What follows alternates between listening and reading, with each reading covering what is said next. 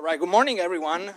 Thanks for being with us through this technical setup. It's a great privilege for me today to introduce Professor Amit Sheth. He is the NCR Chair and Professor of Computer Science and Engineering at the other USC, I guess now it's called USO? No, it is now. Is it still a USC? It was temporarily called UOFC, but now it is USC back. I see. Okay, well, the University of Southern Carolina.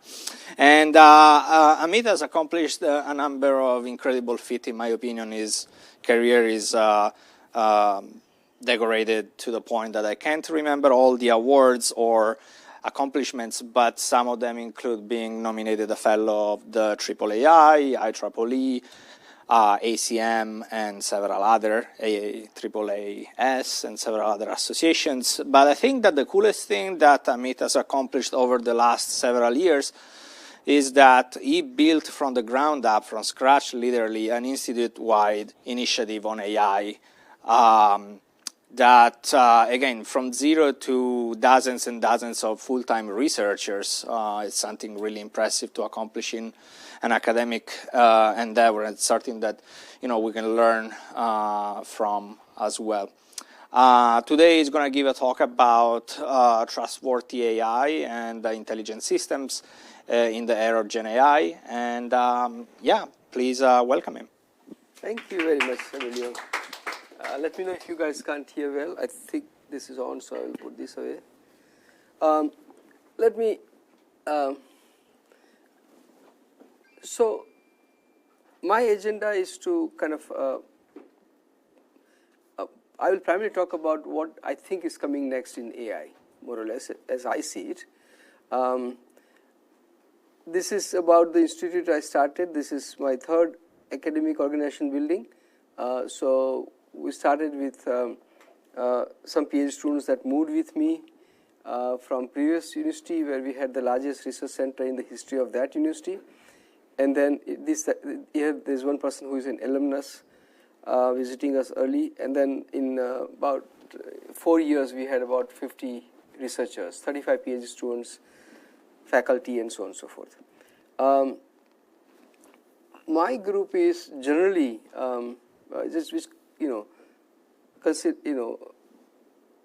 we work on both core AI, foundational AI, and translational AI.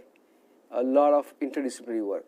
So you can see in the inner ellipse a variety of areas, and today I will touch upon these items in brown, and then I may also touch upon some of the areas. So I have a collaborative work with almost all the colleges and schools at the university, and a lot of external collaborations also. And as you can see, we cover. Now, one of the interesting thing about our work is that almost all work seeks to do foundational research or advanced AI algorithms or tool system development, but usually in the context of real world requirements, real world data, real collaborators in those areas, and so that they are also part of knowledge that we need to solve the problem, as well as verification, validations that are needed before. And then we build substantial tools or technologies, and many of them gets deployed in the real world. I've done 4 startups, 3 of them by licensing my own lab's research. So we often take the technology to relatively mature state and then license it and start a company. So that is often, and in most of the companies that I've done, also my students have been very important parts of them. The last 4th company, 2 of my former students are CTOs. So students are integral part of everything that gets done. Today's research theme that I'll talk about is first a brief review of some of the work we do on handling the challenges of generative AI, and a concept that we introduce, civilizing AI and humanizing AI. And then the main component will be this intelligent, robust, and trustworthy AI. Underlying message, AI does not solve the problem, humans use AI to solve the problem, at least for now. in most cases. And if I have time, I will say a few words about how I built world-class research and innovation ecosystems. So the first theme on civilizing and humanizing AI, we deal with some challenges of generative AI. They include, can you say whether it is AI or human? Hallucination, misinformation or fake news, toxicity, harmful content, things of that nature. And then what kind of strategies can help you mitigate the problem, if not solve? There's this book that came out a couple of months ago, lists a whole number of challenges with the generative AI. And today, generative AI is creating a lot of problem. 90% of the images next year are expected to be computer generated. And so much, it's so easy, and you'll see, to create images for things that never happen, right? So, and then there was a fireside chat that I was involved in, where we discussed problem with the content editors. Facebook and social media companies hire thousands of editors to make sure the content is decent, although they are reducing that effort. But I think with the problem that AI generates, toxicity in particular kind of things, there is you need stronger AI tools to counter them. So there is a good cat and mouse going on. So here are the 4 topics I'll briefly mention that we work on.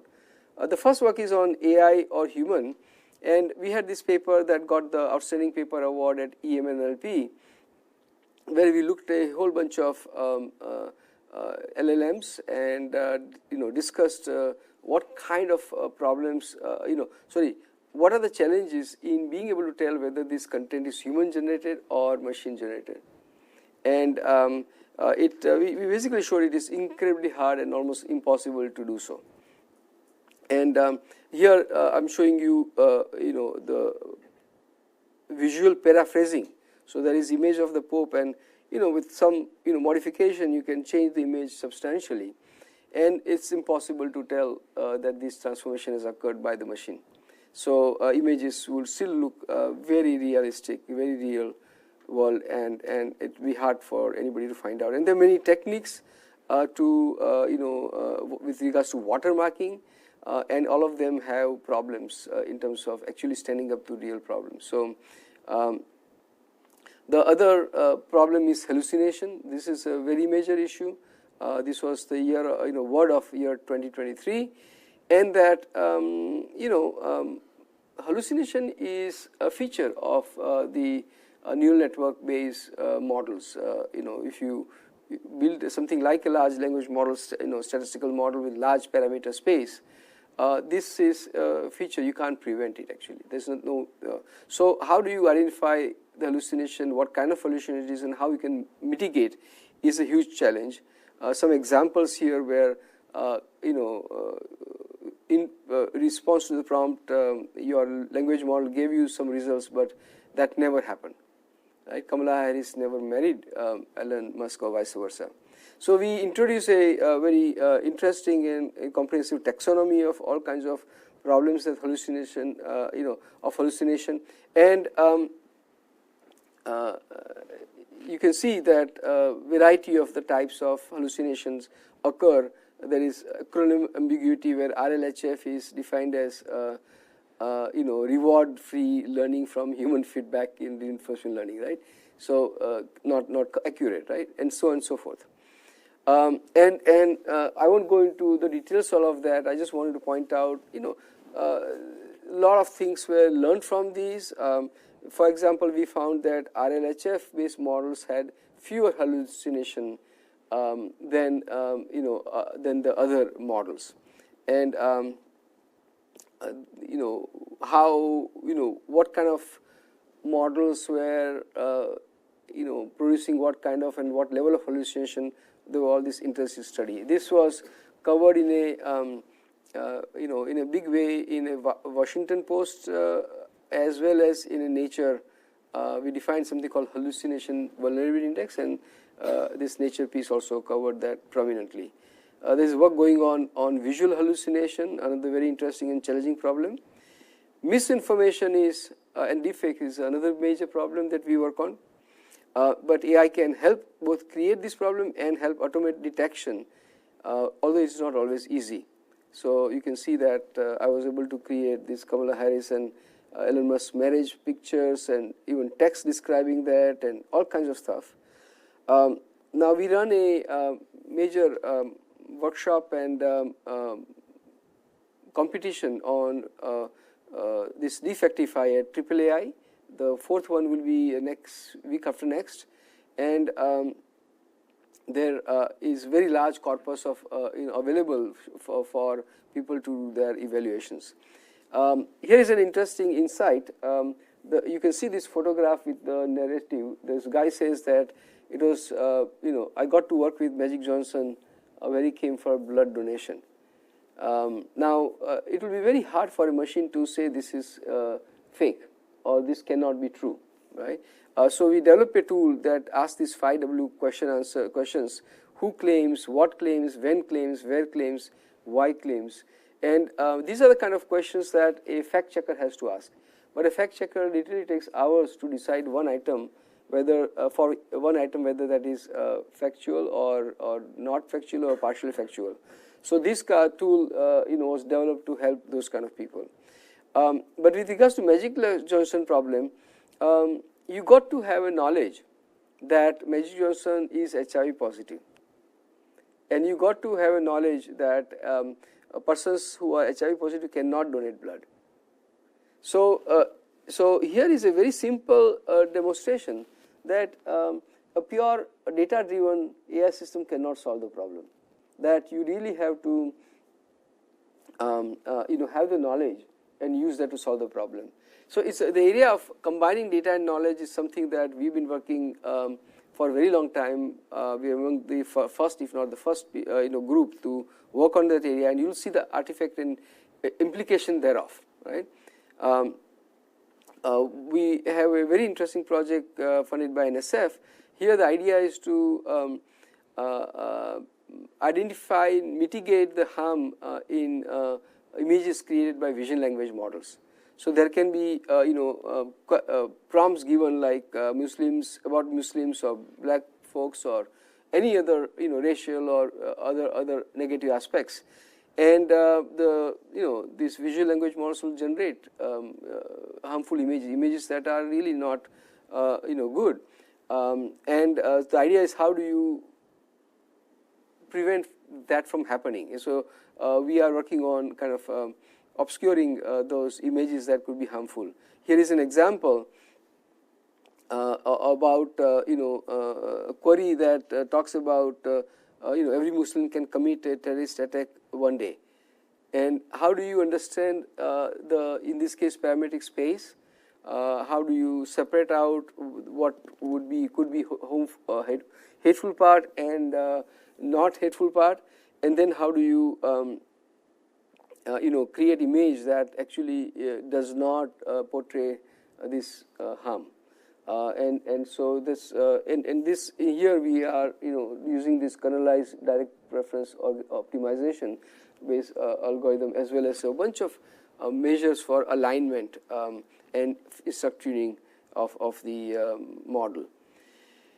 Now I'll focus on the second of the theme, the main one that I want to talk with you about. You all know how the language model works, prediction of the next word or some such thing.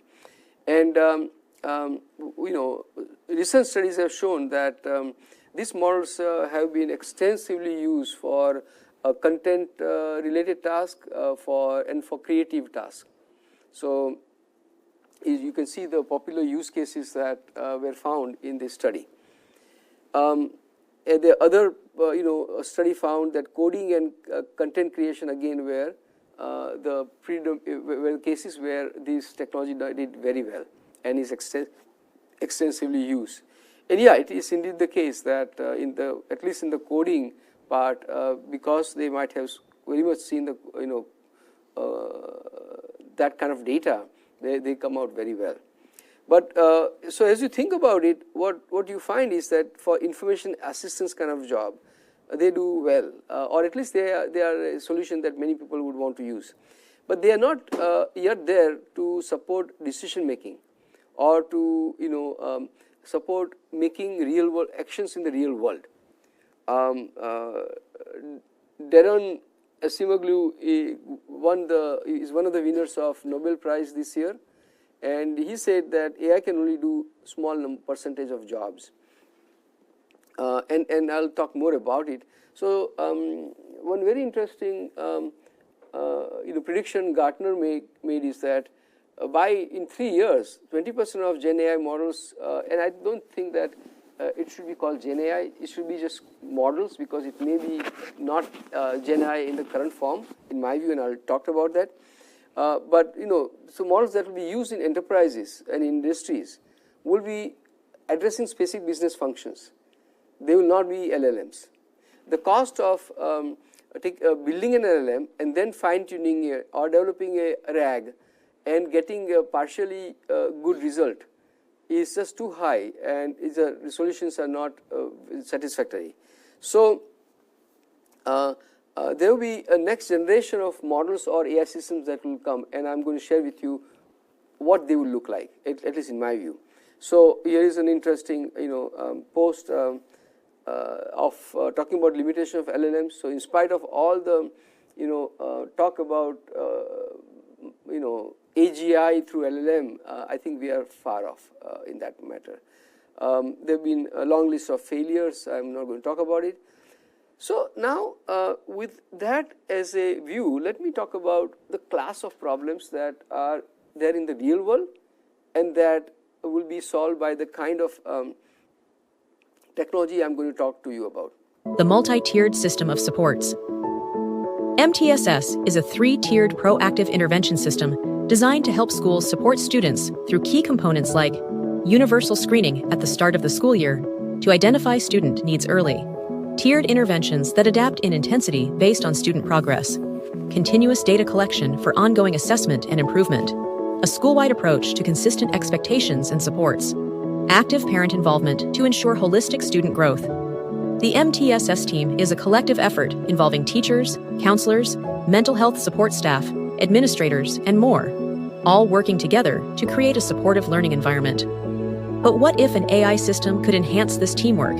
That's where the MTSS AI system comes into play. To meet the specific needs of the AI system, we have 3 unique features: custom, compact, and neurosymbolic. Let's break down how these elements work together. The system is custom-built, trained on domain-specific data to act as a specialized concierge. It's compact, made up of small modular components like user-specific copilots tailored to each MTSS team member's role, reasoning, planning, and search systems that incorporate both neural networks and symbolic AI to facilitate alignment and instructability through human expertise. Feedback mechanisms and dynamic knowledge update to keep the system at par with the ongoing interventions.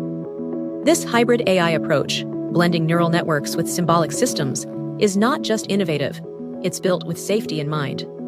Grounding the system in human expertise ensures that recommendations are reliable, consistent, explainable, and significantly less prone to errors or hallucinations.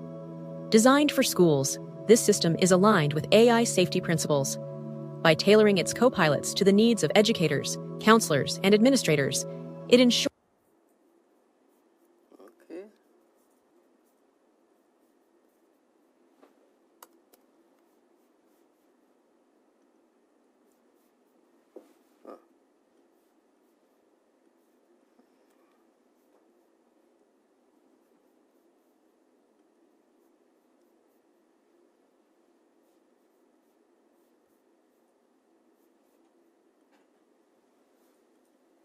we know how to get rid of this, and okay, maybe here.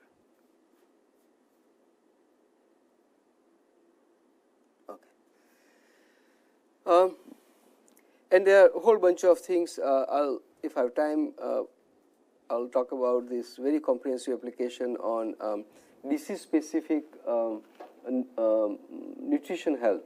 So suppose you have diabetes. And you need help in making the choice of what meal to prepare, how to prepare, all that kind of stuff can be done using this application. The mental health chatbot and many other things. So A while ago, DARPA noted that we had the symbolic AI of last century, and we have the statistical AI and neural networks for this century. But what we need is a hybrid system that combines both of them. We've been working very early in that area. Just by way of kind of further thinking about it, there was influential work by Daniel Kahneman called Thinking Fast and Thinking Slow, or System 1 and System 2. So System 1 is this perceptual computing system that makes immediate decision on the data you have. And System 2 is one that supports reasoning, thinking, planning. It may take seconds to make the choices, or even long-running mental processes that support that kind of stuff. Our brain is very good at doing both of those kind of stuff, but the current AI systems is not. And so the general idea is to build that kind of system. Even before I came across this System 1 and System 2 or Daniel Kahneman's very influential work, I had written a piece called Semantic, Cognitive, and Perceptual Computing, a paradigm that shapes human experience, where I talked about this general kind of idea.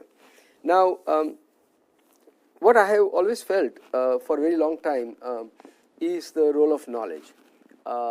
So when you are listening to me right now, you are employing broad variety of knowledge. You have lexical knowledge. You know where I'm stopping, how the words are, equivalent to what you do in a parsing. You have linguistic knowledge. You have common sense knowledge. You have factual knowledge. You know which city is USC in, and many things of that nature. And then you have domain specific knowledge. You are all studying computer science or AI, then you have knowledge about that. If you are talking to a biologist and you're talking about genes, and he has knowledge of that, right? So why not endow the system with all this variety of knowledge as appropriate to make it more intelligent? So that is the theme that we've been working on for quite a few years. This is the kind of latest piece where we outline where the AI systems are going. And so you custom, compact, composite AI system, and so we outlined how the system's evolving. Today you are hearing a lot about agentic AI, for example, and we have tried to extrapolate from where we are into the future systems, and basically from simpler applications to much more complex applications, decision making applications. What kind of AI will be needed is what we have discussed there. Now here, imagine that you are working on a problem like this, identifying a fraud link. The connections between all these entities are fairly complex, this kind of subgraph and such. You cannot imagine today's large language model being able to understand this whole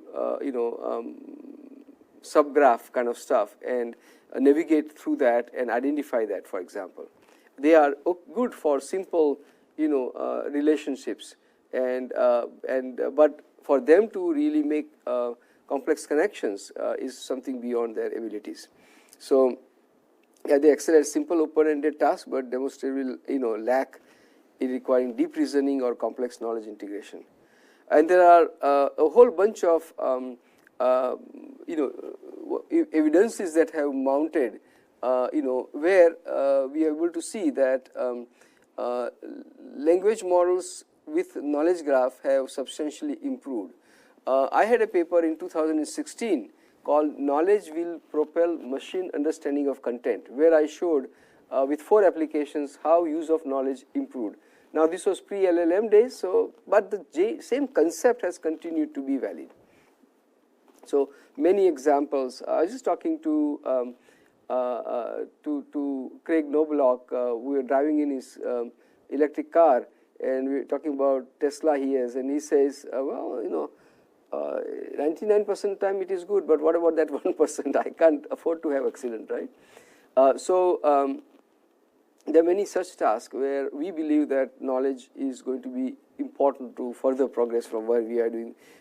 Just looking at camera data and making decision on that is not going to work out.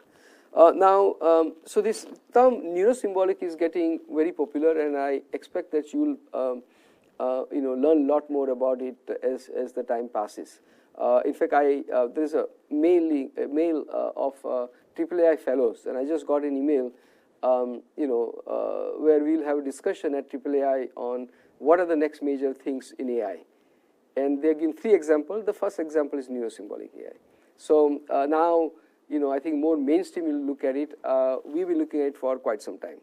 The idea is, to synergistically leverage advantage of both neural networks, which do pattern recognition at scale, and symbolic representation, which can add to a variety of capabilities. And here you can see, I'll discuss that in more detail, 14 different what we call as fundamental features that we have identified. They contribute to the intelligence, robustness, and trustworthy. So there have been number of it's okay. So in neurosymbolic AI, as you can see here, the idea is that you have this parametric space, and you have the knowledge grounded in real world, and that you are finding a way to combine both. Right, that is the main thing. There have been number of now.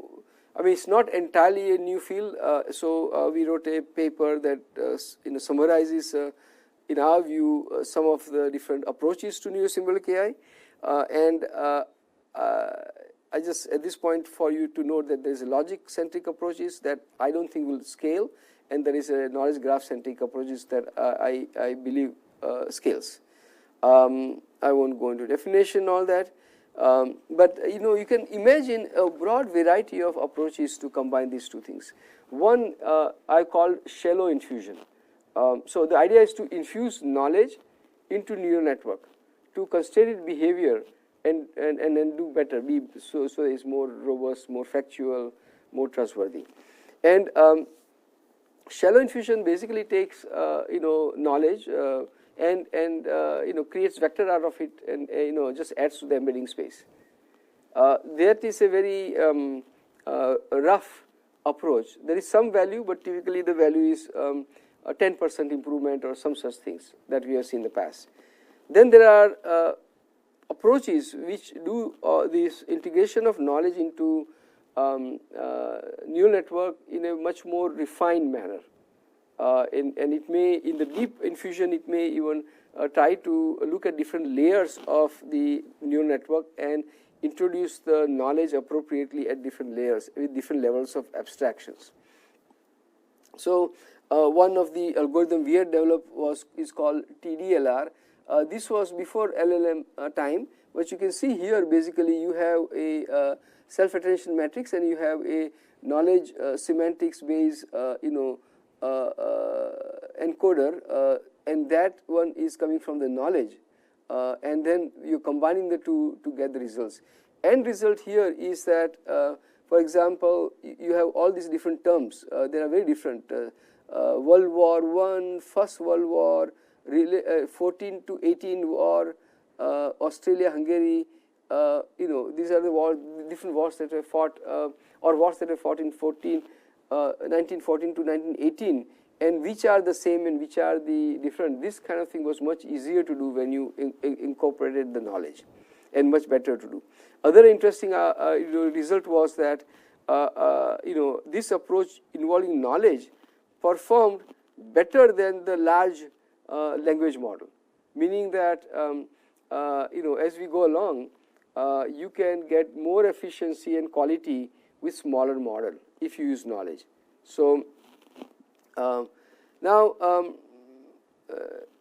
in this approach, so we basically for this we identified all these very important elements, and you can read them. And the point here is for you to reflect, if you are working in AI and in language model, that how much of this is done by language model, how much of this can be supported by language model, and you will find very little attempt to do that. Take an example of explainability. I'll explain what a language model can do and what applications or users want, right? Reasoning is being heard a lot now. So you have O1 and you have DeepSeek R1. The kind of reasoning they do is very basic, and where you can give a lot of training data, they are fairly good at finding the patterns and match them and do a decent job. But for example, a broad variety of experiments have shown that they look impressive because they can solve high school math, but in reality much of that is gotten from this pattern matching. One experiment simply changed the variable names and it failed because the machine had, language model had not seen that data. So where it has to regurgitate what it has seen, they do fantastically, but when that is not possible, they don't do very well. So I'm going to talk about just a subset of these and give you an intuition as to why neuro-symbolic approach is the way to go. So we have articles on virtually all of these items. I call hashtag items here. They describe them, and then we have technical papers on many of them. One area is analogy. So here is a taxonomy of analogy. Some simple analogy, lexical analogies: Paris to France, Rome to Italy. These language models do very well at that. Then you have these syntactic analogies: a cat meowed at me and dog barked at my brother. Again, these they do reasonably well. And now you go up in high level of ontologies. She has a heart of gold, and or other ones where you can see in the top there is a cyber security issue of that is analogized with a historical Trojan horse Troy example, right? These kind of analogies, these current systems are incapable of doing or coming up with rather. So what you have to do is that an analogy could have a series of abstraction. You can see mythology versus cybersecurity, and as you break down, there are multiple components involved. Troy and riches of Troy, or personal computer and sensitive personal information, and then you create malware versus Greek soldiers, and then you create high level subgraph level employee accepts harmless looking attachment, citizen of Troy give access to Trojan horse. So when you have to construct these rich analogies, you really need the knowledge of the domain. So what we do is to have knowledge graph for mythology and for cybersecurity, and in that guide improves upon the neural network based system to support these kind of analogies. I earlier mentioned role of different kinds of knowledge. Here is a post from Reddit, and there is a lot of things to understand from this Reddit post. You have dosage of opioid abuse. You have interval between which the drug is administered. You have relationships. You have pronouns. You have route of administration, whether snorting or injecting. You have sentiments associated. So many types of concepts are involved in this process, and with the language model kind of technologies, you are not going to have handle on all of these things, right? To be able to say that I want this type of objects, I want objects in this relationship, you won't be able to do that. In our case, we built a very comprehensive drug abuse ontology, and that allowed us to really improve the language processing, right? So that could allow us to go from natural language processing to natural language understanding. There is here's an example. We work on autonomous vehicle area, and we have industry partners in some of these cases. In this case, Bosch, and a soccer ball, a football comes, or volleyball, whatever, comes on the road. A human will immediately, think maybe there is a child around or children are around. This is not something that a car is going to think without the knowledge, right? So we built these ontologies and knowledge graph, scene graphs and such, and we provided and enriched the processing with that knowledge, and we were able to come up with much better decision and make the autopilot much stronger, right? So Causality is another area where there is a lot more that is necessary.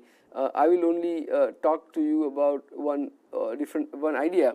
So here what happened is that this is a smart manufacturing project, and you want to understand that there is a failure of some kind, exceptions of some kind. You understand why that occurred, right? Just if you look at sensor data that comes and create a model from that, you won't be able to really argue and have the counterfactuals necessary for you to say what led to this error or exceptions. And so here, the data gets labeled with the knowledge. We have manufacturing ontology, and then that supplies a causal knowledge graph to allow you to then meaningfully connect all of the things that are worthy of connecting, and then find potentially the root cause. So this is a very important topic in manufacturing, root cause analysis. And then to be able to do that, you won't be able to do it with a simple time series foundational model. You will need to incorporate, because for example, there is this particular assembly line that has this particular robots and this particular process. They are creating this particular component. All that knowledge has to be modeled and brought in the system. You could not have trained on some series of data dump past and say you figure out, right? So this is another very important thing. In the terms of explainability, you look at an example. There's a text like this on the red part, and you ask it to explain, and it will come up with some generic explanation. A llama would give you something very generic. But what you really want is something that says, families, you're feeling irritable, emotionally disturbed and hurt, and speaker's action may cause more harm. And that is possible because we use PHQ-9, a domain knowledge. So in the case of depression detection, there are, if you go to doctor's office, clinician will administer this survey. And there will be 9 questions they will ask, and each questions are relevant to different aspects that contribute to depression, lack of sleep, for example, or suicidal thought, or something else, right? So in that particular, feeling listless or out of energy.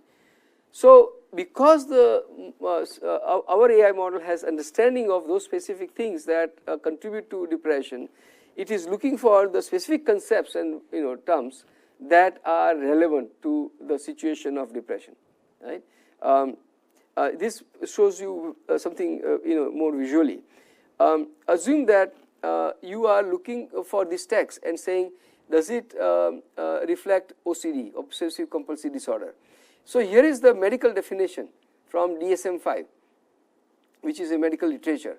And it talks about obsessive intrusive thoughts, ideas and senses that make feel driven to do something repetitive.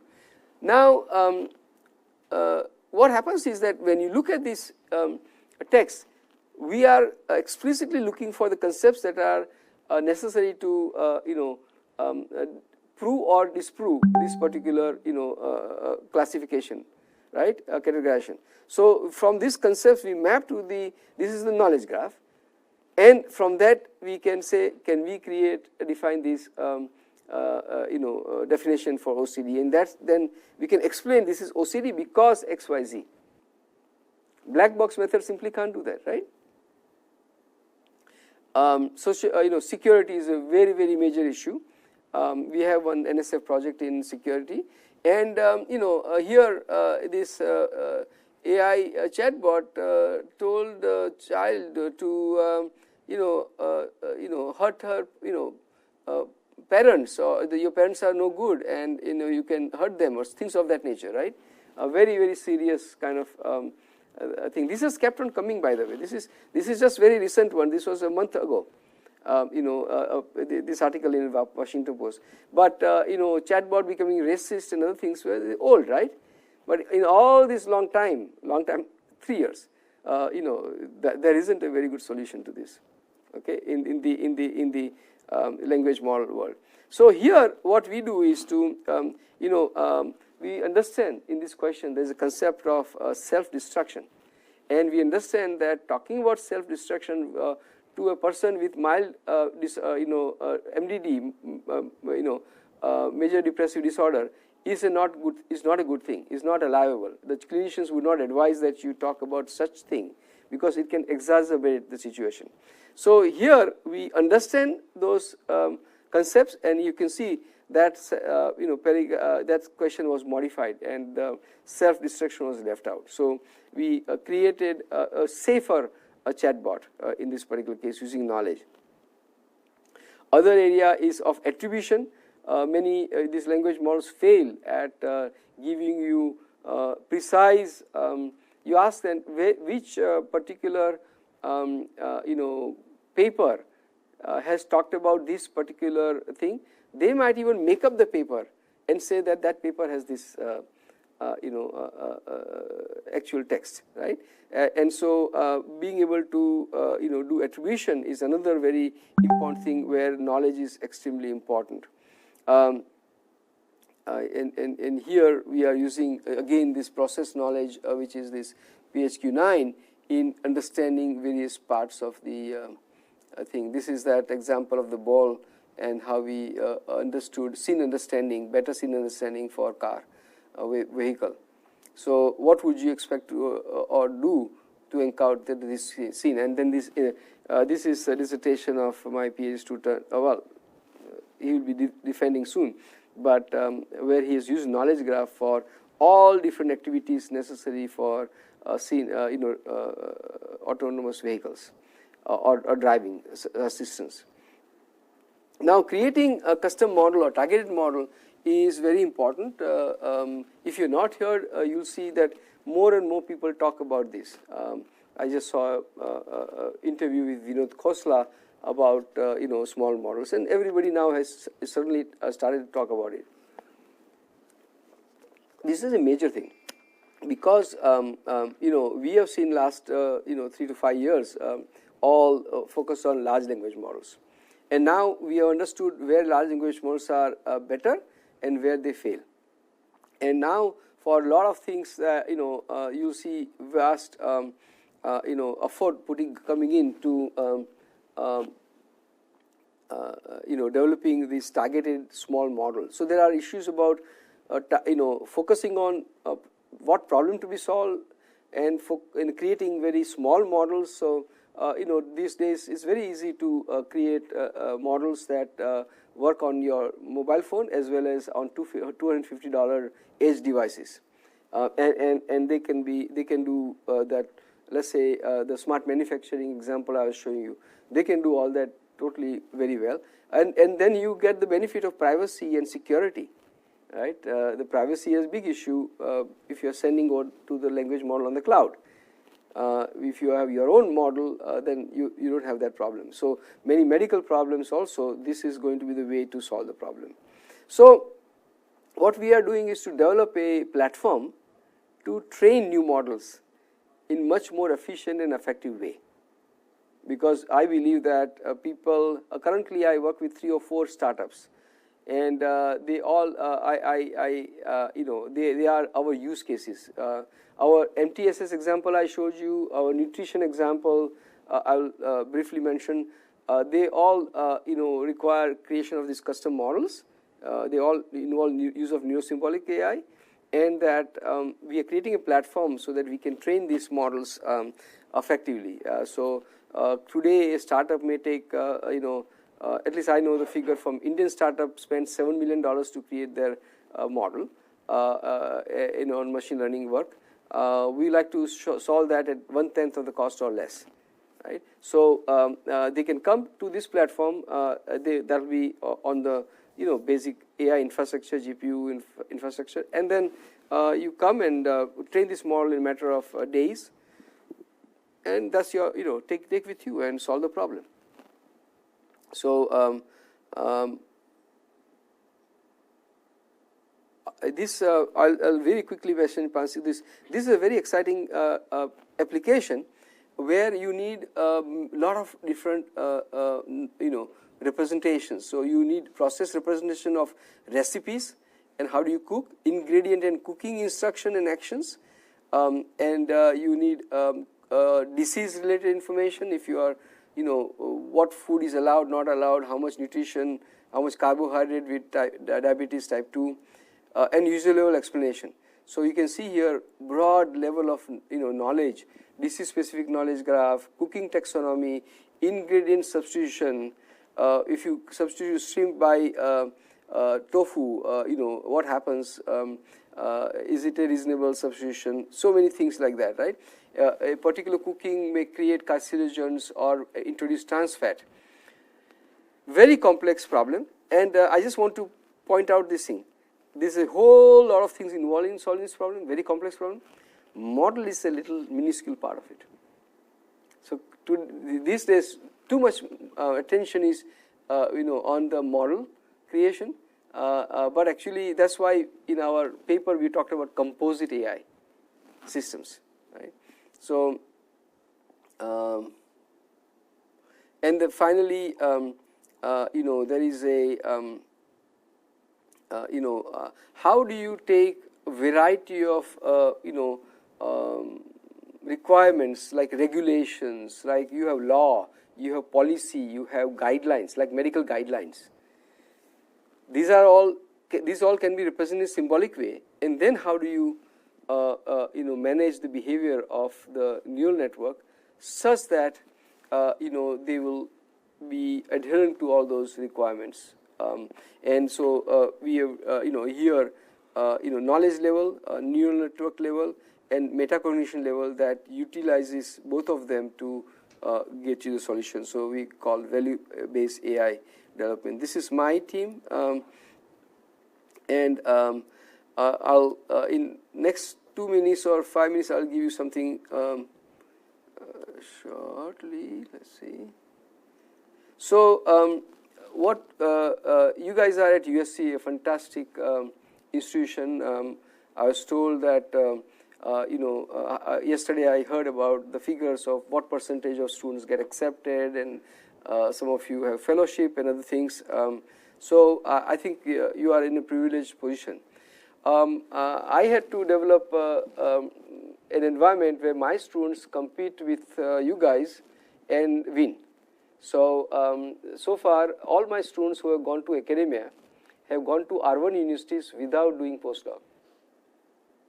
And you are welcome to take any sample anywhere and see whether a particular lab or something had similar record. Why and how can you do that? So I had to build the institutions from the scratch, and I had to do all these different things. I won't talk about them, but I will talk about a couple of things. So we did, first of all, a lot of this large scale interdisciplinary project with real world impact, but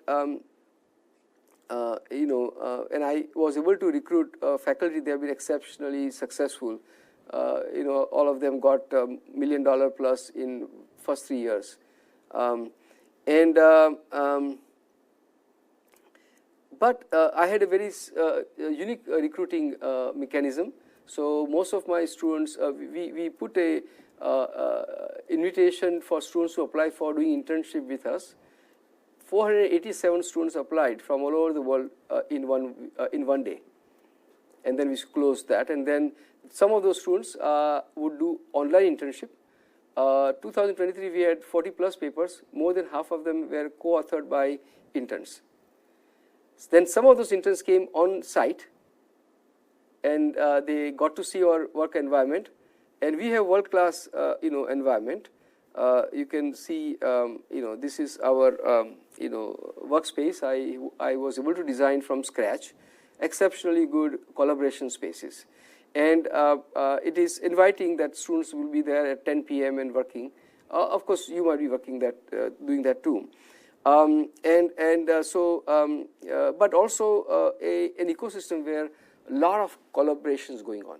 All my projects are team projects, and I have a weekly seminar for paper review where all the members of the institute join. I have group meetings and project meetings and such, and so the brainstorming and constantly interconnecting, connecting, and junior student working with senior student hands-on. That has created a very good, very unique collaborative environment with very high productivity. which then has led us to have a great I think environment. Here is a thing that I'm proud of. You can see here. This is 3 years after I started my institute. You can see Stanford HAI is at the top. It's very massive. But in all these great places, look at this in terms of followers. How many people follow us? And these are much larger organizations like Qatar or ISI or so on and so forth. Much larger organizations with a lot more funding. So it just goes to show that we have done very influential work. Let's see. So here is a profile of a typical student who goes to the market. Manas had more than 1,000 citations before he graduated, 40 plus publications, award-winning publications also. He gave 20 plus tutorials and invited talks before he graduated. He organized 2 workshops at KDD and KGC. He had very influential fellowships and other things, but you guys also can get those things, I know.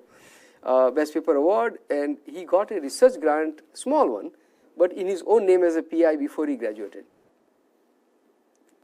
My current PhD student, next PhD student who is graduating, he already has offer from R1. He also has well over 1,000 citations, and he has mentored 20 plus students. And he got a letter from a startup saying, we'll give you $50,000 to your startup fund. So I follow the strategy called, what is it that you have that others don't? So I encourage all my students to figure out, what do they have? When they go, my student who got job at Case Western, there were 400 applications, Stanford postdoc, CMU PhD, he got the offer. He had things that others did not, right? So that is the way you guys can think, your unique positioning, even in the tough job market, that is how would you succeed. Okay, with that, I think I'm happy. We have a few minutes if you want to ask questions.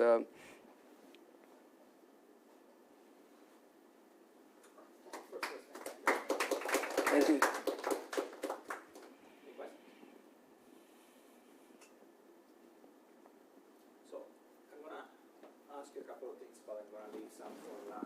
Sure. One thing that occurred to me is you talked about the trajectory of AI to sort of like the next generation, right? And then you spoke about how we built all these very large models, LLMs and so on, but now we're going back kind of the roots, right? So now we are going again in a direction where we're going to build custom models, compact models, mobile, models and so on, right?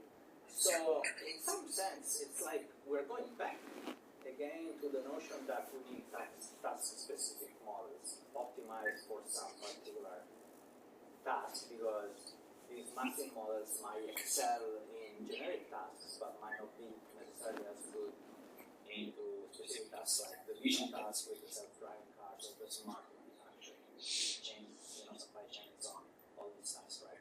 So what do you think has changed now compared to, 10, 20 years ago, previous AI revolutions, when, now we have all these massive models, what can we do better? Yeah, so I think these small models are still going to be much more powerful than the models that we had before the models before LLM. Compared to those, these models have been going to be very dense and will be highly tuned. For example, currently we do fine tuning. We can use knowledge graph to fine tune a large language model. That example I showed you, we had a system called KI-BERT, knowledge infused BERT, or TDLR that I showed. You saw that this small model, perform as good as large models. So these models will be targeted, solving some problem very well, but their ability will be pretty high-end, relatively high-end, in that they will have covered so many grounds of all the decision making that you have to make in that application and such. We'll be exposed to and walk through the model verification such that we know that they will be able to help you make correct decisions in all the situations. in our MTSS application, by the way, MTSS is a state law, so it has to be, but currently they do all manually, and 80% of states also have MTSS law, so it's a very important application. There is a co-pilot for school counselor, co-pilot for district counselor, co-pilot for administrator, co-pilot for nurse, co-pilot for clinician. And all these co-pilots are aligned to the task of that particular role. And in fact, if that particular individual for that matter also. So each of them you can think of as using a customization of the model and aligned to solve a particular task so that the human's job is made very productive, and humans will get inline training, will get the right protocol to be applied at that particular situation, things of that nature. So these models will be a lot more sophisticated than just being a small model. And those 14 value I showed, I mean, that is really the crux of the thing. I mean, you want, every time you call the model under the same circumstances, it should give me the same answer. Right? It should be able to tell you why it is recommending this based on the protocol and the guidelines. All those kind of stuff, it should be tested to make sure that it, they can't deviate beyond the function and, make the things unsafe. So this kind of thing that I'm very, very, of all the things that I've talked about today, I'm very proud about this particular picture, aspect where we talk about these, this thing, all of these, values that you see on the left hand side, and what do you need to do for, for each of them, and this is the hard work.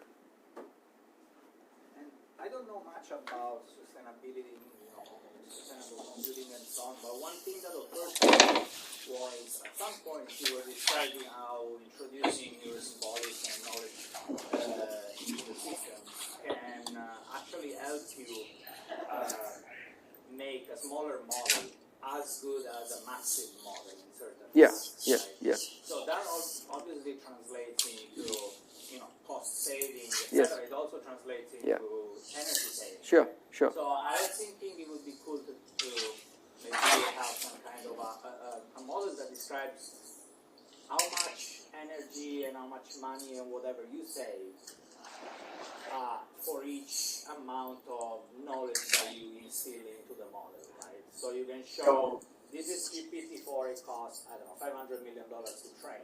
But we have this model that only costs $500,000 to train. Yes.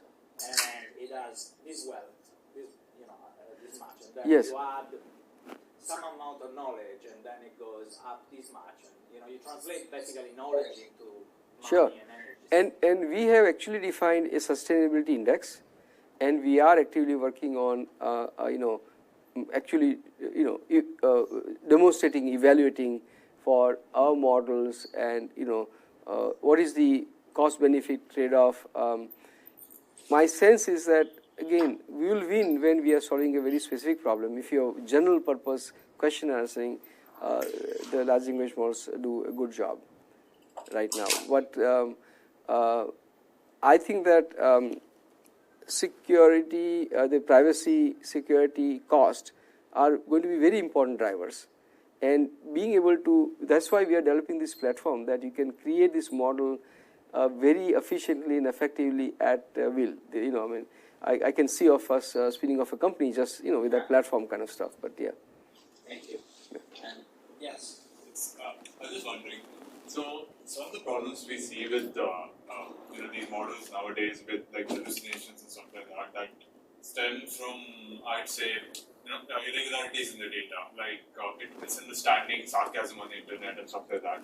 Do you think it can be solved by making these data sets better, or do you think it's an inherent problem in the model itself? I think it's both.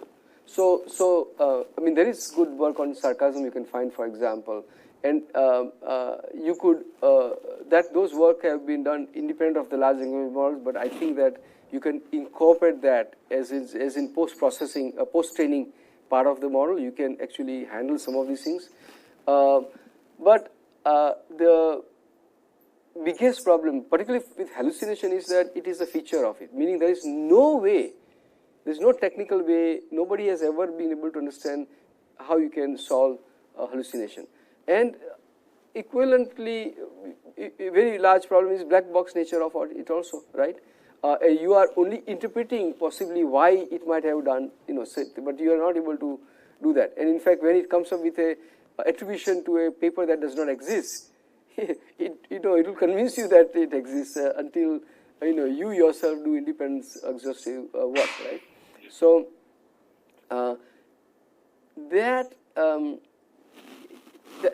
it comes with the freedom that you have vast parametric space, all these different vectors, covering different dimensions, all these different dimensions, right? Hundreds of dimensions, and then they are, the efficiency with it combines to come up with a seemingly lucid answer. But when you vectorize the text or any content, images, you lost the, there's no provenance left. So there is no reverse process, right? Yeah, thank you.